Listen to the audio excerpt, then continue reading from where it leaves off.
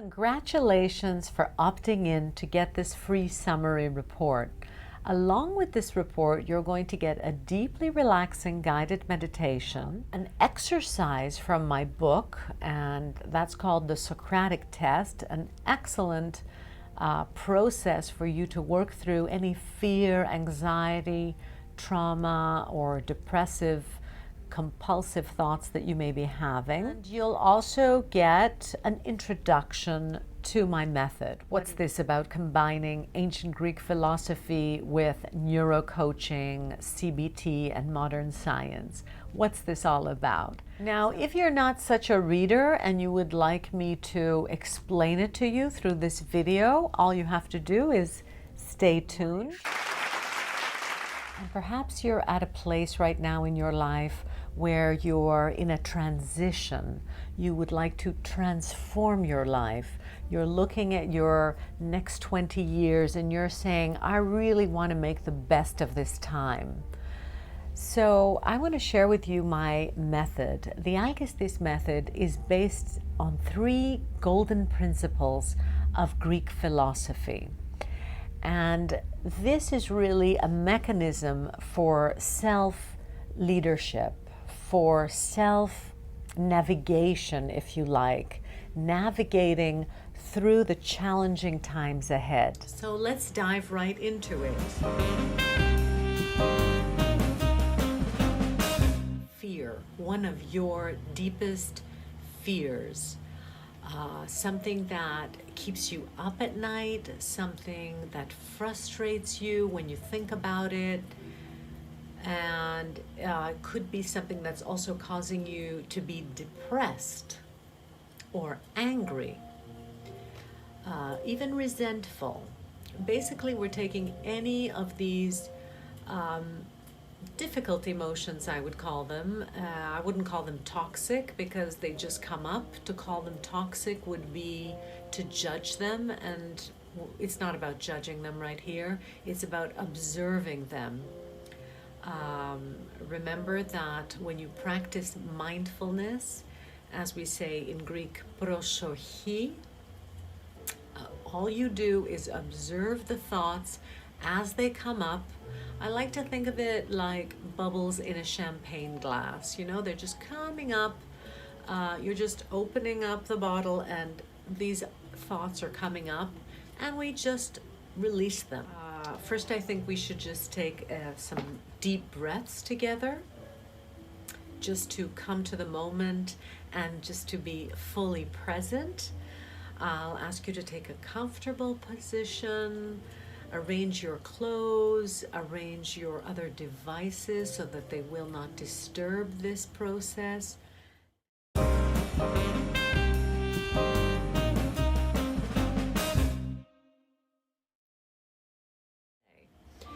So now that you've arranged your things, let's just take 3 deep breaths together, yeah? Just to come to the present moment. Everyone, let's just inhale. Deeply, deeply, deeply inhale. Hold the breath and spread it throughout your whole head. Just release that oxygen into the head and into the shoulders, relaxing as you spread that oxygen, and release through the mouth. Make it double as much as the inhaling, double time. Again, inhaling deeply, deeply, deeply, relaxing the facial muscles, spreading the oxygen on you, around your head, to your shoulders, to your whole body as you hold and spread the oxygen. And now release through the mouth. Exhale, exhale, exhale, exhale. Keep exhaling until you're really emptied out of that. Now, once again, inhale. 3rd and last breath. Just shower yourself with that oxygen around the shoulder area, around your whole body.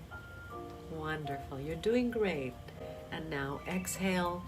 Exhale double the time.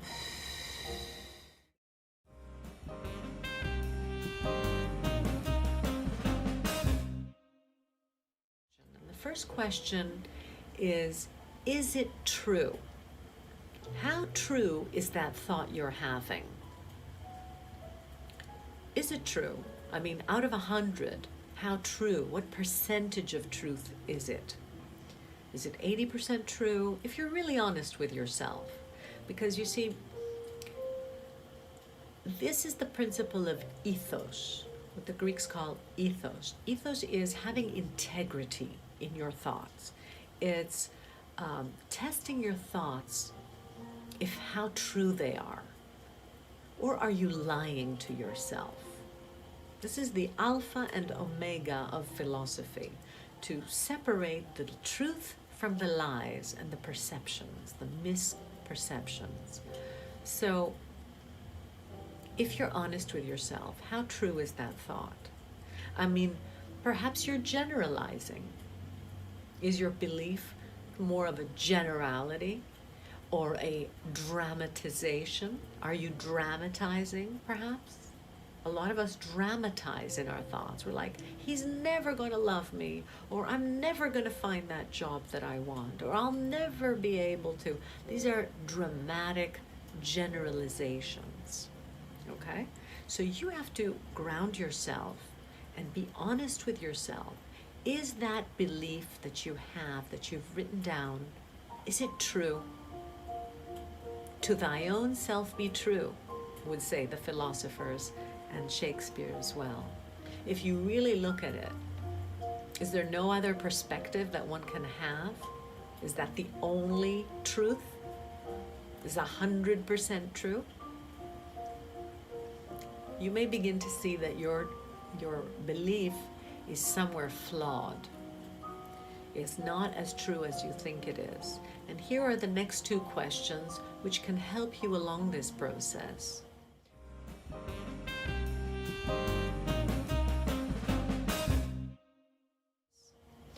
The next question we ask is it kind? When you have this thought, when you have this belief, is that a kind way to treat yourself? Is that a nice thing to do to yourself?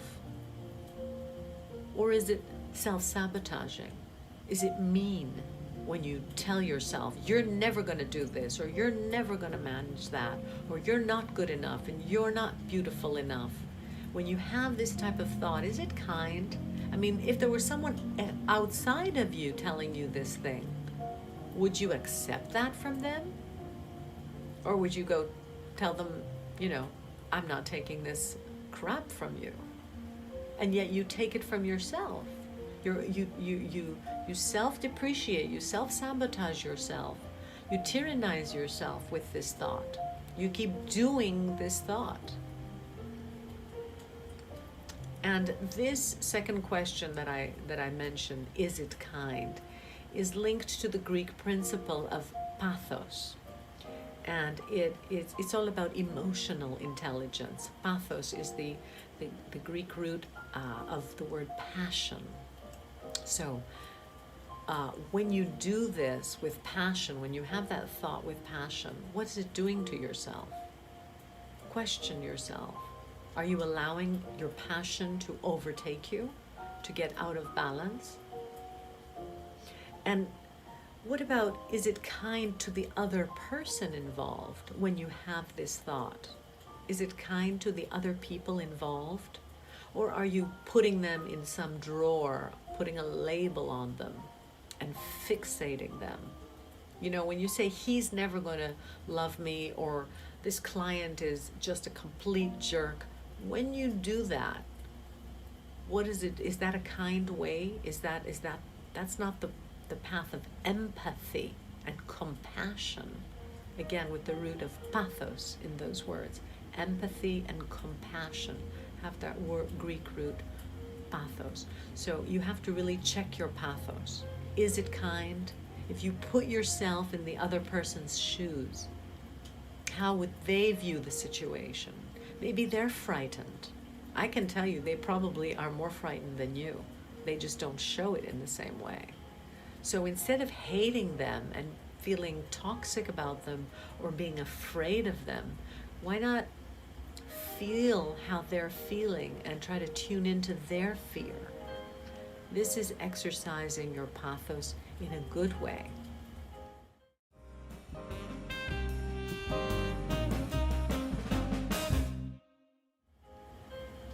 And the last question is it useful? When you have this thought, when you keep having this, perpetual thought, how useful is that? Does it give you any useful information? Maybe we shouldn't throw out the baby with the bathwater. Maybe it is here to teach you something, but keep that nugget of truth, keep that useful information, and do away with the toxicity, right? You don't need that toxicity. Just take the information, okay, and see how you can use it to build bridges, to find solutions, right? So is it true? Is it kind? Is it useful? Question your initial belief. And now that you have all this information, let us see whether we can reformulate that belief and build on it and make a better belief out of that, okay? Perhaps we have to say the opposite.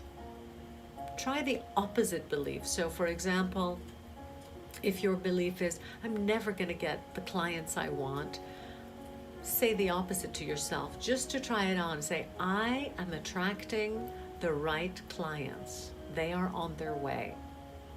Okay? So from a fear-based sentence, we go to a positive, constructive affirmation. Or our relationship is horrible, he's at fault. Try the opposite of that and say, well, our relationship does need some work, and it's not only he who's at fault, but maybe I'm at fault as well. How am I contributing to this reality? Take responsibility for your thoughts. So just go ahead and try to reformulate your belief.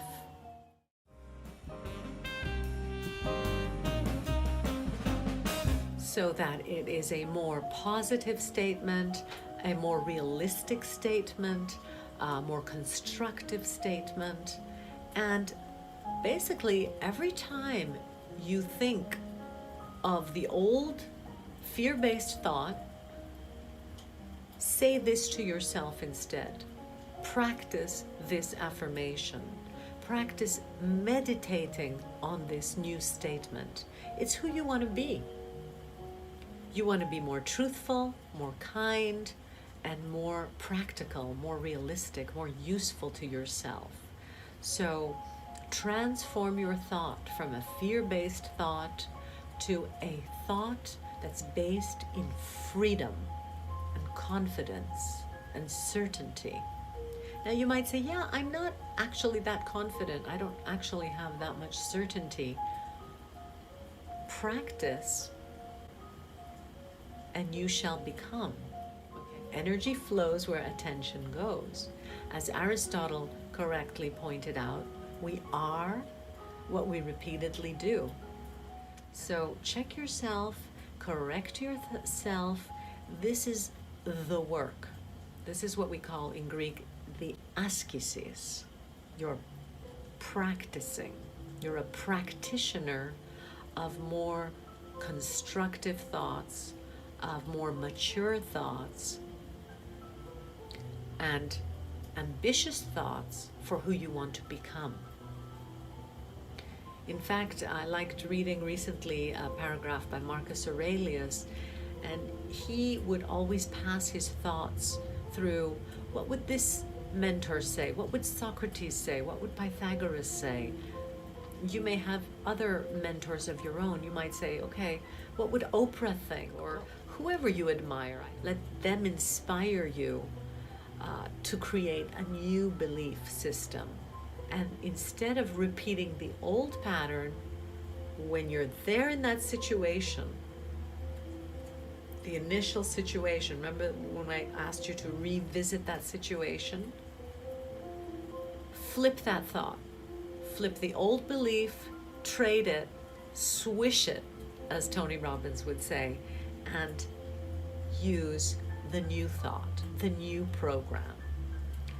And as many of you know, I also offer guided meditations, a free MP3 on my website that you can actually embed this new affirmation into your subconscious, because that's where the real work happens, in the subconscious.